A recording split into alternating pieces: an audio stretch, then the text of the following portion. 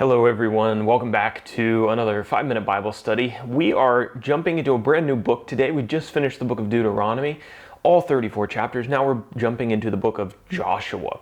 Joshua chapter 1 today in 5 minutes. Of course, our first introductory video to a new book is always a little bit longer than 5 minutes because we have to set the scene a little bit, but Joshua chapter 1 is the topic for today. And if this is your first time doing one of these studies, I'll let you know that we have these PDFs that you're going to see up on the screen. You can download these for free for your own study or to use with somebody else if you want to.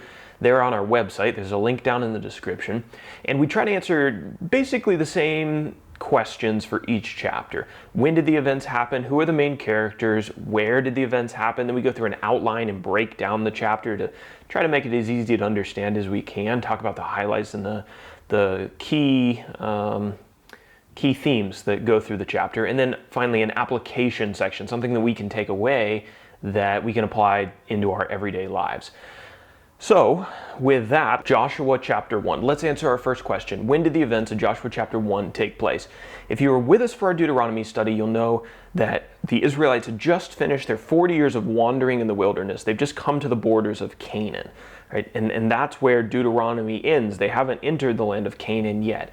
We talked about their wandering in the wilderness being from approximately the years 1490 BC to 1450 BC. So when Joshua chapter 1 picks up, we are at the tail end of that, about 1450 BC. Remember, BC time moves backwards. I've had a few people asking me questions about that. So 1450 BC, this is about 1450 years before Jesus is born. So now for our characters. Our first character or group of people that we're going to put under our character section is the Israelites. We're going to be talking about them basically the entire book and for several books to come. So get familiar with them. This is a large nation of people. They were the descendants of Abraham, Isaac, and Jacob. And God promised to give them a land to make their home. And that's this promised land, or the land of Canaan that we're going to talk about a lot in this book. And they're just about to get to go into that land, conquer it, and make it their home.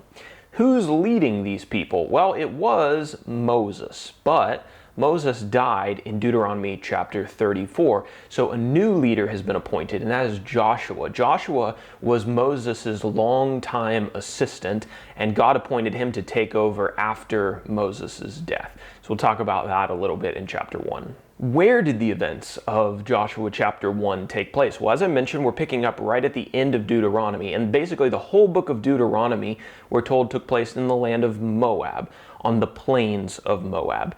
Moses died in the last chapter on Mount Nebo, at the top of Mount Pisgah, which you will see on the map just to the northeast of the Dead Sea.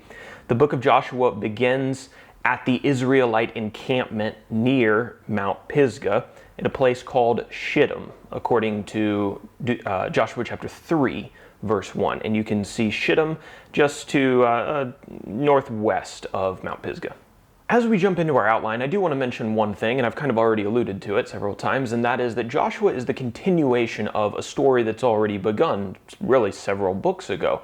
Right, so don't jump in here and think that you don't need any of the background information to understand what's going on in Joshua. Even in this first chapter, we're going to talk about several things that you'll only be informed about if you know about the previous books. Right, so I'll do my best to explain those as quickly and as concisely as I can to give you that background if you haven't done those studies, right? But just know this is you're kind of jumping into the middle of a story here. So just understand that as you go throughout this book. So our second page, which you're seeing now, always begins with our outline, and we try to break the chapter down into sections. So I've got two sections for Joshua chapter 1. The first one is verses 1 through 9. God commissions Joshua as the leader of Israel. So as we talked about, Moses died in the last chapter on Mount Pisgah, and God buried him. Nobody knows exactly where he was buried. It's one of the great mysteries of the Bible, but we talked about that in our last video. After Moses' death, God spoke to Joshua, and he told him to prepare to take the Israelites across the Jordan River to finally go into the promised land. In speaking to Joshua, God reaffirmed his promises that he was going to give the people the land west of the Jordan River. The boundaries are loosely described here, from the wilderness to the Euphrates River, and from the land of the Hittites to the Great Sea, which we would know as the Mediterranean Sea today. You'll see that on the map. God assured Joshua that no opposing army was going to be able to stand against the Israelites because the Lord was fighting for Israel. So not to be concerned about that. He encouraged Joshua to be strong and very courageous and to keep the laws of God on his mind continually and to abide in God's instructions. And this brings us to our second section. Joshua prepares the people for the river crossing, verses 10 through 19. So calling the officers of the people to him, he told them to go throughout the camp of Israel and to instruct the people and to prepare them to cross the Jordan River within 3 days. Joshua specifically took time to remind the Reubenites, the Gadites, and the half-tribe of Manasseh that although they had decided to live on the east side of the Jordan River, they had made a promise and they needed to keep their word that they were going to send their fighting men across the Jordan to the west side to help their countrymen conquer that land as well. Now, this is a good example of why we need to have some comprehension of the previous books to understand Joshua well.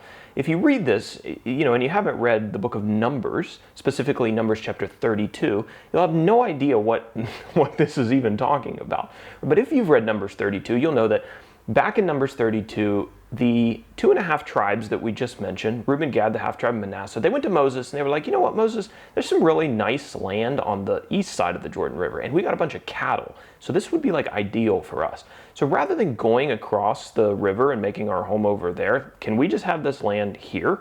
And Moses said, yeah, that's fine, but you need to send all your fighting men over to help your countrymen conquer the rest of the land, right? Because it wouldn't be fair for you just to make your homes here, quit fighting, and leave everybody else to fend for themselves, right? So way back in Numbers 32, these 2.5 tribes promised Moses that, yes, we will send our fighting men to help, right? So that's the promise that Joshua is calling them to keep here. So, right, good example of why we need to understand really the whole story of the Israelites to understand a lot of these books that are going to come down the line later. And so then our last point on the outline here is that the men of the 2.5 tribes, they agreed to keep their word. They said, yes, we made this promise to Moses and we will keep it to you, Joshua. We will send our fighting men across the river and they will help conquer the land of Canaan. So I was thinking about the application for this chapter.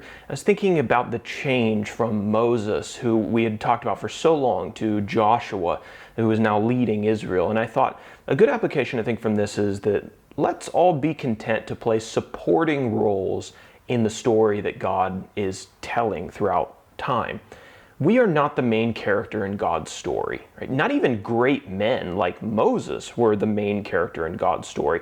When Moses died in Deuteronomy 34, and we pick up in Joshua 1, the story just continues on. And the truth is that when we die, the story will continue on. God is the main character in his own story. He's the one who's driving the plot. Learning that truth can be humbling, right? I'm not the center of the universe. I'm not the main character in the story of the world, right? But it should also make us feel privileged that we get to play a role in a production that is so much bigger than ourselves. So that is Joshua chapter 1. Lord willing, we'll be back tomorrow to talk about Joshua chapter 2. Welcome to everybody who is joining us and look forward to going through this book with you.